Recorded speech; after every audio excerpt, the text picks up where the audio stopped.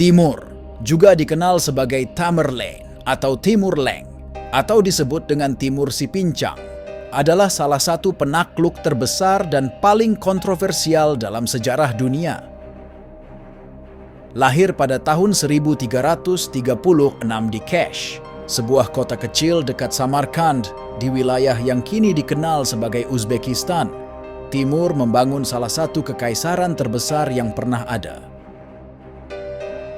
Warisannya yang meliputi prestasi militer yang menakjubkan, kebijakan pemerintahan yang cerdas, serta kontribusi budaya yang signifikan membuatnya menjadi tokoh yang tak terlupakan dalam sejarah. Timur lahir dari keluarga bangsawan Turko-Mongol yang memerintah suku Barlas, sebuah suku yang dulunya merupakan bagian dari Kekaisaran Mongol. Nama aslinya adalah Timur bin Taragai Barlas. Meskipun lahir dalam keluarga bangsawan, Timur harus menghadapi banyak tantangan sejak masa mudanya. Pada usia 16 tahun, ia terluka parah dalam pertempuran, menyebabkan pincang yang memberinya julukan Timur Leng atau Timur Si Pincang. Namun, kecacatan fisik ini tidak menghalanginya untuk meraih kejayaan. Pada puncak kejayaannya, Timur berhasil menciptakan kerajaan yang wilayahnya mencakup wilayah modern, Asia Tengah, Afghanistan, Iran, Irak, Pakistan, Suriah, hingga sebagian wilayah Rusia dan Turki. Namun untuk mewujudkan berdirinya kerajaan dengan wilayah seluas itu, ada begitu banyak orang yang dibunuh oleh Timur dalam prosesnya.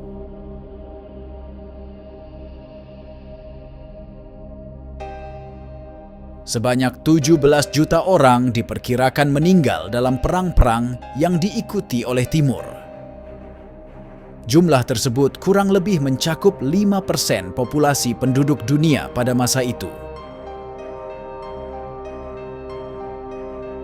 Jika itu masih belum cukup menakutkan, Timur dikabarkan juga pernah mendirikan gundukan menyerupai piramida di Isfahan, Persia. Apa yang membuat gundukan tersebut begitu ditakuti adalah karena gundukan tadi terbuat dari 70.000 tengkorak manusia korban-korban Timur. Timur merasa tidak ragu-ragu untuk melakukan tindakan yang demikian sadis karena ia memandang dirinya sebagai keturunan Genghis Khan. Bagi Timur, menghilangkan nyawa begitu banyak orang adalah hal yang perlu dilakukan supaya ia bisa mendirikan kerajaan yang wilayahnya seluas wilayah kerajaan yang dulu pernah dipimpin oleh Genghis. Dan inilah daftar kekejaman Timur selama masa kepemimpinannya.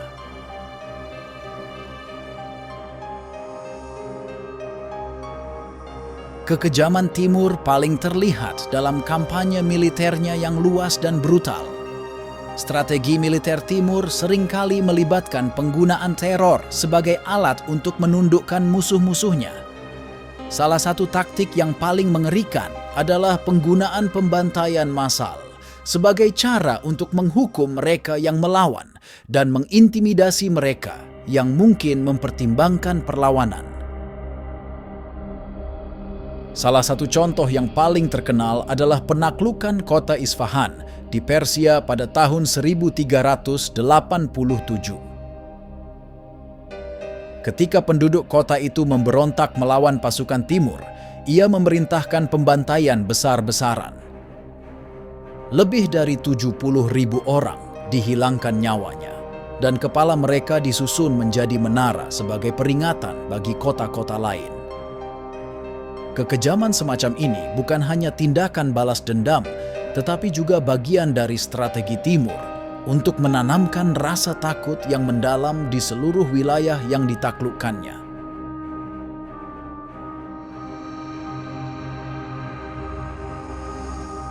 Pada tahun 1398, Timur mengarahkan perhatiannya ke India, menargetkan Kesultanan Delhi. Setelah melintasi pegunungan Hindu Kush dan menaklukkan beberapa wilayah di utara India, Timur dan pasukannya akhirnya mencapai Delhi.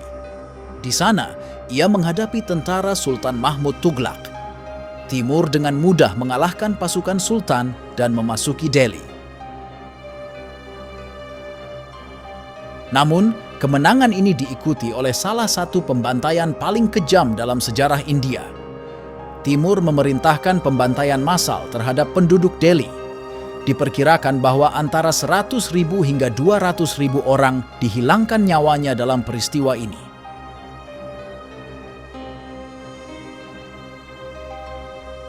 Kota itu dijarah habis-habisan, dan banyak bangunan bersejarah serta karya seni dihancurkan atau dijarah. Pembantaian di Delhi adalah salah satu contoh paling jelas dari bagaimana Timur menggunakan kekerasan ekstrim untuk menegaskan dominasinya dan menghukum mereka yang berani melawan.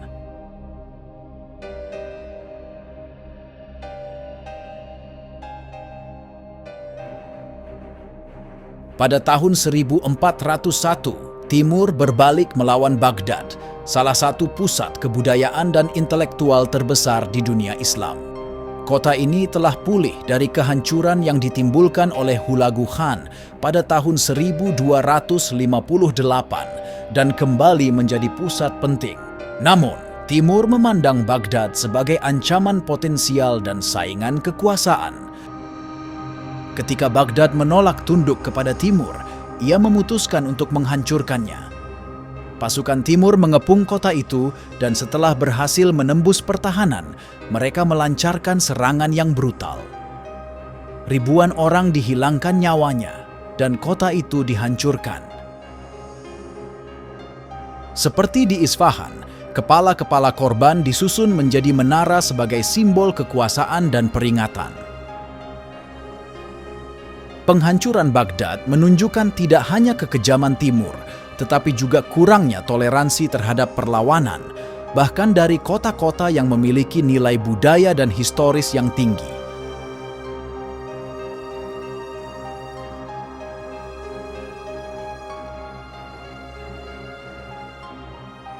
Setelah kematiannya pada tahun 1405, Timur dimakamkan di Samarkand, di Gur-e-Amir, sebuah mausoleum yang megah. Namun, kisah Timur tidak berakhir di sini. Selama berabad-abad, makamnya telah menjadi pusat dari salah satu legenda paling menarik dan menakutkan di Asia Tengah dan Eropa karena kutukannya.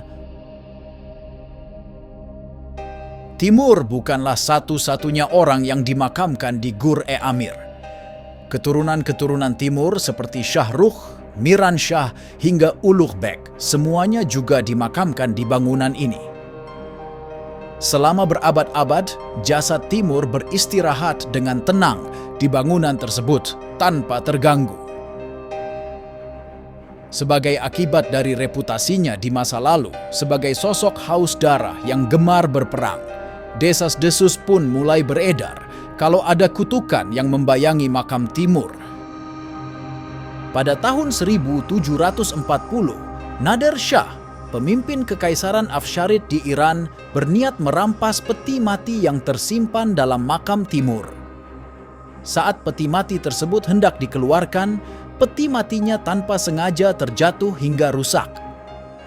Shah lantas segera diminta untuk segera mengembalikan peti mati tersebut ke tempatnya, karena jatuhnya peti mati tersebut dipandang sebagai pertanda buruk. Shah menuruti saran tersebut, namun nasi sudah menjadi bubur.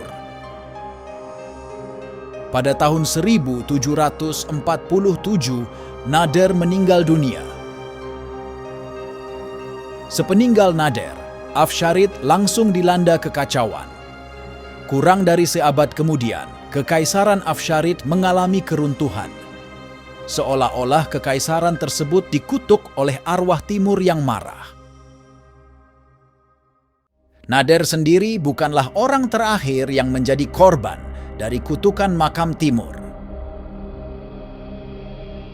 Pada tanggal 19 Juni 1941, pemerintah Uni Soviet mengirimkan sekelompok arkeolog ke makam Timur untuk meneliti jasadnya.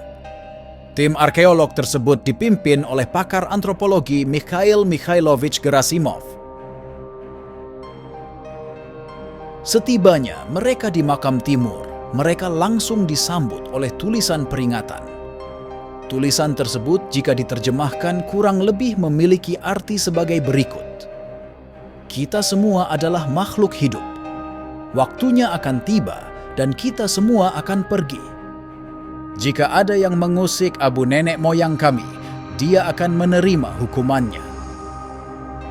Selain tulisan tadi, ada pula tulisan yang berbunyi, "Saat aku keluar dari alam kematian, dunia akan berguncang, serta siapapun yang mengganggu makamku akan melepaskan sosok penyerbu yang lebih menakutkan dariku."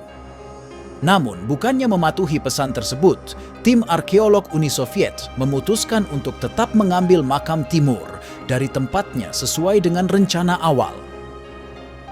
Kendati para pemuka agama Sufi setempat memohon-mohon supaya jasad Timur tidak dibawa pergi, permohonan mereka tetap tidak digubris.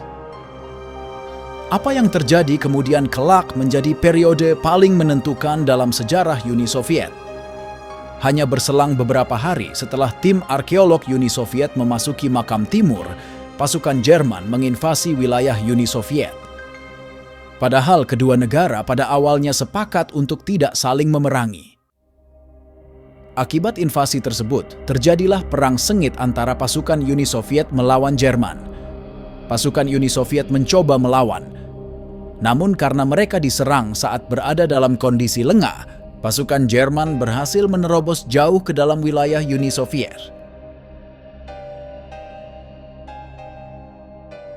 Di tengah-tengah berlangsungnya perang, pemerintah Uni Soviet memerintahkan supaya mayat Timur dikembalikan ke makamnya.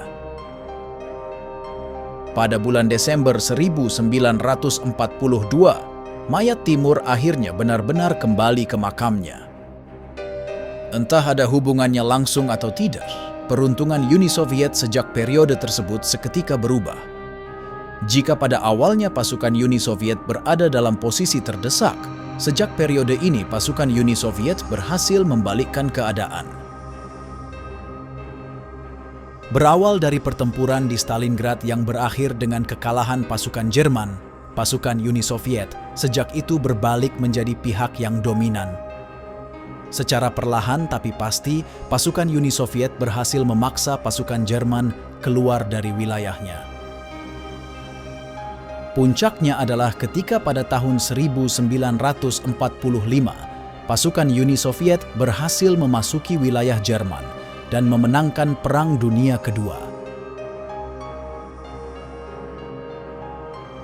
Lantas, benarkah kalau makam Timur memang mengandung kutukan? Kalau menurut kalian bagaimana? Berikan jawaban kalian di komentar ya.